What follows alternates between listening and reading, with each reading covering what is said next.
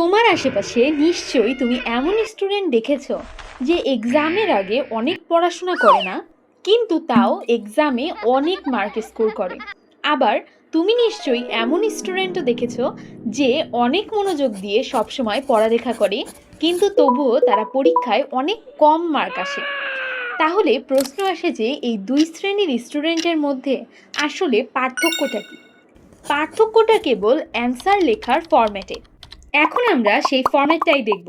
So welcome to পড়তে বসো, and please do subscribe our channel. এবং তোমাদের যদি পড়াশোনার ব্যাপারে কোনো ধরনের কোনো ডাউট থাকে তাহলে আমাদেরকে তুমি কমেন্ট করে জানাতে পারো। আর ভিডিওটা যদি উপকার হয় তাহলে লাইক করে দাও এবং তোমার বন্ধুদের মাঝে শেয়ার করে দাও। তো আমরা এখন শুরু করি। মূলত প্রবলেমটা হয় যে পরীক্ষার খাতায় টিচার দেখতে চায় ফরম্যাট, আর তুমি দেখাতে চাও তোমার নলেজ বা ইনফরমেশন, যেখানেই মেইন প্রবলেমটা হয়ে যায়। তো প্রথমেই বলে রাখি যে আমি নিজে একজন ইঞ্জিনিয়ারিং ইউনিভার্সিটির স্টুডেন্ট, এবং তোমাদের জন্য এই ভিডিওটা বানানোর আগে আমি আমার একাধিক স্টুডেন্টের সাথে কথা বলেছি, এবং যারা তোমাদের বোর্ড খাতা মূল্যায়ন করে এমন টিচারদের থেকেও পরামর্শ নিয়েছি। দেন আমি বুঝতে পারলাম যে স্টুডেন্ট আসলে পরীক্ষার খাতায় কি লিখছে তার থেকে বেশি ইম্পর্ট্যান্ট হলো স্টুডেন্ট আসলে কিভাবে লিখছে। আবার মাঝে মধ্যে স্টুডেন্টরা এমন কিছু ভুল করে যে অ্যান্সার তারা পুরোটা সঠিক লেখার পরেও তাদের মার্ক কমে যায়। এরকম সব দিক বিবেচনা করে আমরা মাত্র 4টা পয়েন্ট ঠিক করেছি, যেটা আমরা আজকে বুঝবো এবং পরবর্তীতে আমাদের খাতায় সঠিকভাবে অ্যাপ্লাই করব। তো এই প্রবলেম 4টা হলো, ফার্স্ট অফ অল আমাদের লো প্রেজেন্টেশন টেকনিক, যার কারণে খাতাটা সুন্দর দেখায় না। এবং সেকেন্ড অফ অল আমাদের কাটস ইন দ্য অ্যান্সার, মানে কি আমরা অ্যান্সার লেখার সময় প্রচণ্ড কাটাকাটি করি। থার্ড প্রবলেম হলো আমাদের ব্যাড হ্যান্ড রাইটিং। এবং ফোর্থ প্রবলেম হলো আমাদের লেখার স্লো স্পিড। এই 4টাকে আমরা এখন সলভ করব কিভাবে সেটা দেখব। ফার্স্ট অফ অল আমাদের যে লো প্রেজেন্টেশন প্রবলেম আছে সেটা ঠিক করার জন্য প্রথমেই যে কাজটা করতে হবে সেটা হচ্ছে পয়েন্ট হাইলাইটিং। অর্থাৎ তুমি যে পয়েন্টটা লিখতেছো বা যে টপিকের উপর লিখতেছো সেই টপিকটা তোমার হাইলাইট করতে হবে। আবার এভাবেও বলা যায় যে তোমাকে একটা কোশ্চেন লিখতে দিলে তুমি যদি ম্যাক্সিমাম টাইমে সেটা প্যারাগ্রাফ আকারে প্রকাশ করো, তাহলে হবে কি ওই অ্যান্সারের মধ্যে যে ইম্পর্টেন্ট ইনফরমেশনগুলো রয়েছে ওটা ঢাকা পড়ে যাবে। অর্থাৎ ওইটা টিচারের চোখে হাইলাইট হবে না যে এই স্টুডেন্ট এত কিছু জানে বা এত কিছু পড়েছে। এই জন্য ওই ইনফরমেশনগুলো আমরা এক এক লাইন করে পয়েন্ট করে দিতে পারি। মনে করো তোমাকে আমি বললাম জনসংখ্যা রোধের পদক্ষেপ লেখো, তুমি সেই পদক্ষেপের ক্ষেত্রে যদি 5টা পদক্ষেপ আমাকে পয়েন্ট করে দাও, 1 2 3 4 5 করে, আমার চোখে ওই জিনিসটা ভালো পড়বে। এবং সেকেন্ড আর একটা টপিক হচ্ছে হাইলাইট করার, সেটা হলো তুমি মনে করো সমাজের কোনো টপিক লিখতেছো বা এমন কিছু লিখতেছো, যদি তোমার কোনো পরিসংখ্যান থাকে, অর্থাৎ ম্যাথমেটিক্যাল যদি কোনো টার্ম থাকে যে এত পার্সেন্ট বা জনসংখ্যা এত জন, এরকম যদি থাকে বা ঘনত্ব এত, এই টার্মগুলো ইউজ করবে। এবং সেই সাথে যদি কোনো ইংরেজির টার্ম থাকে, মনে করো যে কোনো শর্ট ফর্ম, এই জিনিসগুলো বাংলার মধ্যে যদি তুমি লেখো, এগুলো টিচারের চোখে বেশি হাইলাইট হবে। এবং সেকেন্ডলি আমাদের করতে হবে কি, খাতাটাকে গুড লুকিং বানাইতে হবে। খাতাকে আমরা গুড লুকিং কিভাবে বানাবো?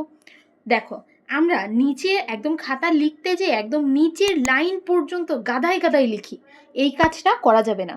অর্থাৎ আমরা যদি পুরো পেজ লিখিও তাও আমাদের নিচ থেকে অন্তত 1 থেকে 2 লাইন ফাঁকা রাখতে হবে।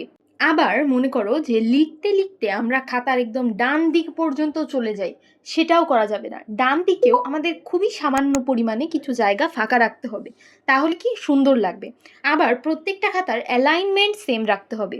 অর্থাৎ আমরা একটা কাজ করতে পারি, খাতার ডান দিকে পেন্সিল দিয়ে হালকা একটা দাগ টেনে নিতে পারি এবং সেই অবধি সবসময় আমাদের লাইনগুলো লিখতে পারি। এতেও কি হবে, খাতার সৌন্দর্যটা বাড়বে। আবার অ্যাডিশনালি একটা কথা বলি, যে মনে করো যে লেখার পরে তোমার খাতার নিচে কিছুটা জায়গা ফাঁকা রয়েছে, হাফ পেজ মতন বা কিছু, সেখানে তোমরা লিখতে পারো হলো PTO, অর্থাৎ প্লিজ টার্ন ওভার। এতে তুমি কি করলে, টিচারের কাছে তোমার কাছে একটা পোলাইট একটা ভাব যাবে যে না, এই স্টুডেন্ট অনেক বেশি পোলাইট, এটা দিতে পারো। ফোর্থলি, যদি তোমাদের প্রশ্নে কখনো পার্থক্য চায় তাহলে কি করবে? পার্থক্য চাইলে আমরা আলাদা আলাদা ওই দুইটা টপিকের প্যারাগ্রাফ লিখতে যাব না। আমরা একটা বক্স দেব এবং বক্সের দুই সাইডে দুইটার বৈশিষ্ট্য লিখে দেব। এইভাবে অলওয়েজ পার্থক্য লিখতে হয়। বক্স না করে যদি পার্থক্য লিখে আমাদের কিন্তু মার্ক কমে যাবে সঠিক উত্তর লেখার পরেও। লাস্ট কমন মিস্টেক প্রেজেন্টেশনের ক্ষেত্রে যেটা হয় সেটা হলো অনেকে কি করে প্রচণ্ড পরিমাণে গাদায় গাদায় একটা খাতায় লেখা ধরায়। যেমন মনে করো একটা পেজের মধ্যে তারা 20 লাইন 18 লাইন এমন লিখতেছে। আবার অনেকে কি করে 10 লাইনও লেখে না, ফাঁকা দিয়ে দিয়ে এমনভাবে লিখে চলে যায় 10 লাইনও লেখে না। এটা কিন্তু সঠিক না, দেখতে ভালো দেখাবে না খাতাটা। অবশ্যই তোমার প্রত্যেকটা খাতায় মিনিমাম তুমি 14 লাইন বা 15 লাইন, এটা এনাফ, দিস ইজ স্ট্যান্ডার্ড, ওকে? এটা তোমরা মেনটেন করবে। এবং সেই সাথে আরেকটা জিনিস হলো এক একটা লাইনে যদি তুমি 4-5টা ওয়ার্ড লেখো সেটাও দেখতে অনেক বেশি খারাপ দেখাবে। অন্তত তোমার হাতের লেখা অনুযায়ী 8-9টা ওয়ার্ড একটা লাইনের মধ্যে যাবে, এটাও তোমরা খেয়াল রাখবে। সেকেন্ড প্রবলেম আমাদের ছিল হচ্ছে কাটস ইন দ্য অ্যান্সার, অর্থাৎ আমাদের লেখার সময় কাটাকাটি। এটা অনেক মেজর একটা প্রবলেম, যে কারণে টিচারের আসলে নাম্বার দিতে ইচ্ছা করে না, টিচারের খাতা দেখেই একদম মেজাজ খারাপ হয়ে যায়। এটা আমরা করব না। দেখো, যদি লিখতে যেয়ে আমাদের বাই এনি চান্স কাটাকাটি হয়ে যায় তাহলে সেই ওয়ার্ডটাকে আমরা একটা লাইনে একটা দাগে কেটে ফেলবো। অনেকে করে কি একদম বক্স বানায় গিজি গিজি করতে থাকে, এটা করা যাবে না, ঠিক আছে? তাহলে দেখতে খারাপ দেখাবে, হাইলাইট হবে যে এত বেশি কাটাকাটি হয়েছে এখানে। এই জন্য এক লাইনে কেটে দেব, এটা করব।